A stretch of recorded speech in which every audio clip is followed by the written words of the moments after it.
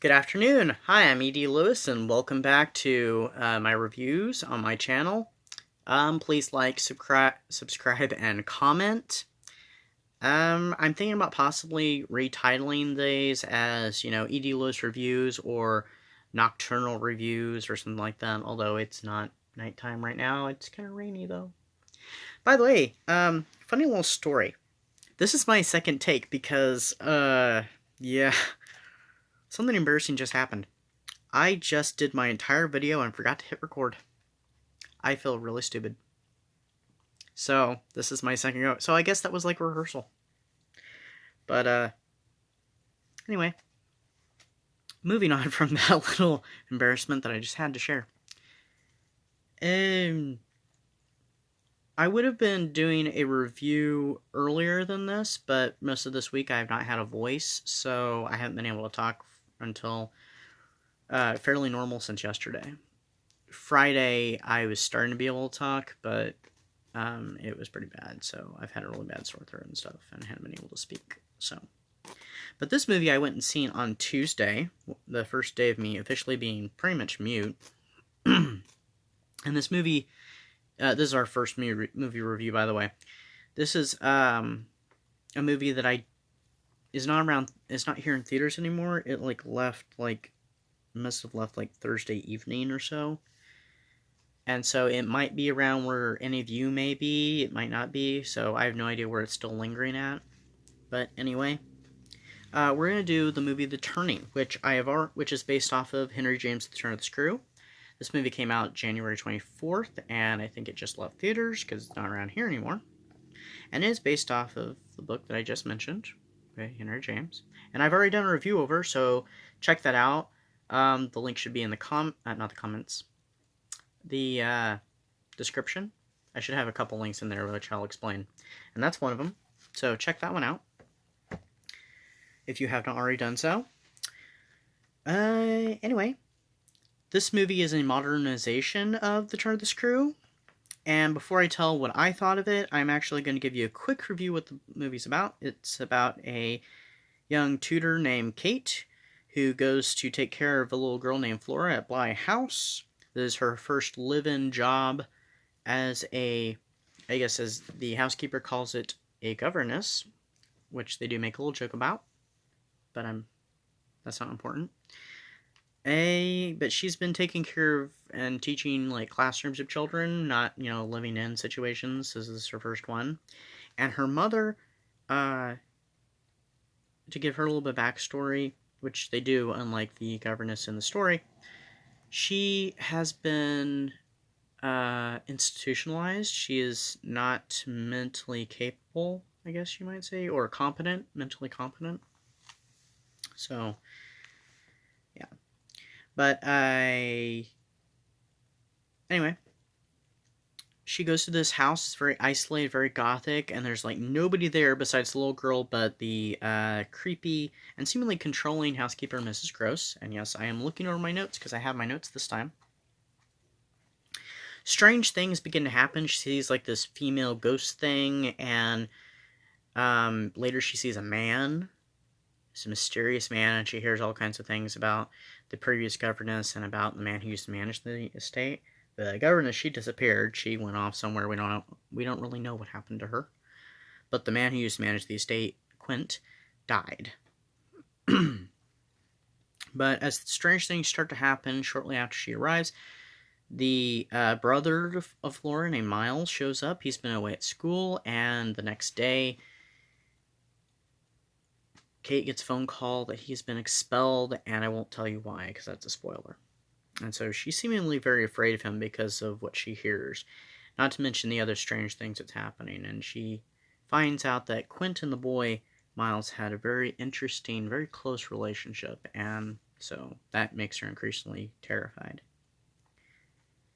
As the film goes along, she is terrorized by not just the ghost of Quint and the mysterious young woman, but by the children themselves who try to play pranks on her and seemingly seem to know that the ghosts are there, but pretend to know nothing. The little girl Flora They give the children a backstory and a last name. I can't remember what the last name is. But the backstory for the little girl and her brother is that their parents died at the gate. There was an accident. And so Flora never leaves the estate because she's traumatized by that. And every time Kate wants to take her off the estate, Mrs. Gross makes an excuse, and the little girl, she seems interested, but then she's like, yeah, no, I think I'll stay. I won't go out. But thank you anyway, you know. So she's like, seems like she might want to try and go. Maybe. But then Mrs. Gross is like, no, she never leaves the estate. And it just kind of leaves that fairly open until it gets explained. But that's no big secret. So not a big spoiler there. As the movie progresses... Oh, well, hold on that one. I want to tell... This is a few interesting things I found about the film. One was that Kate is seemingly closed in a lot.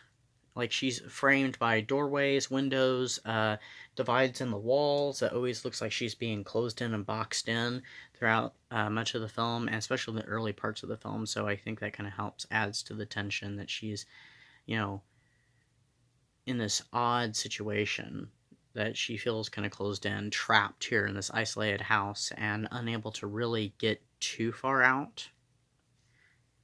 And under this new situation that she obviously feels some sort of anxiety for, because this is, you know, completely different than what she's used to. She's entered a whole new world. Also, the house is very maze-like, and they make a comment about Kate potentially getting lost until she gets to know the place better. But even, it seems like you go through a whirlwind during one sequence when Mrs. Gross is taking her through the house, and they're going this way and that, and boom, boom, boom. And it is literally like a maze, very much like the elements you see in a psychological thriller, where you go through the main character and the audience go through a psychological maze of the entire film.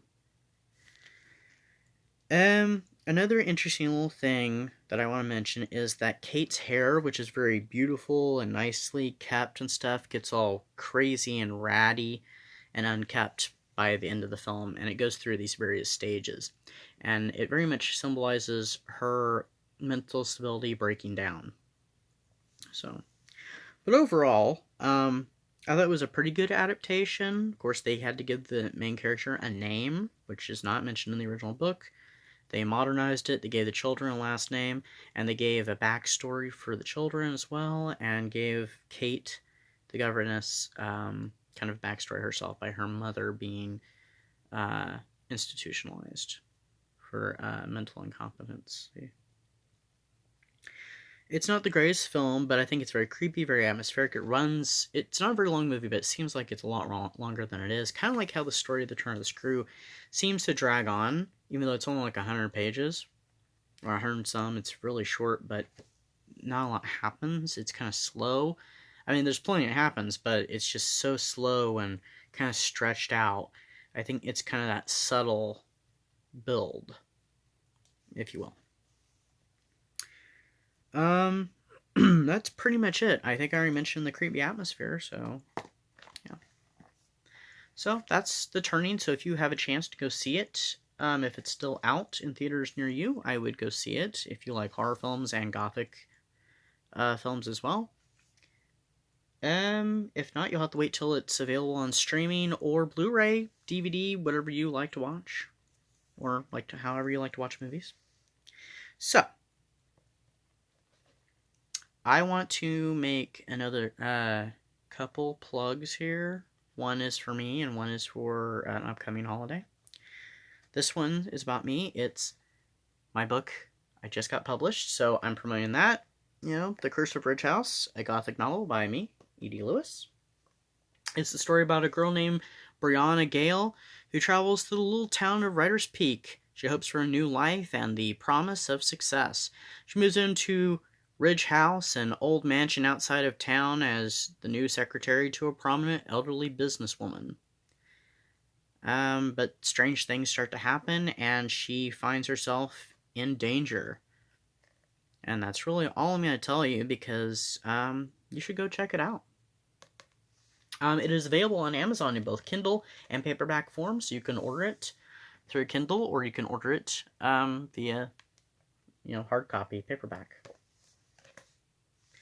And the link to that is in the description. I will be putting it in the description when I upload this video. And also I have my authors page, which you can access through a link I'm going to put in there too. As well as, you can find it if you go to my book on Amazon. Just click on my name, and it'll take you to my page.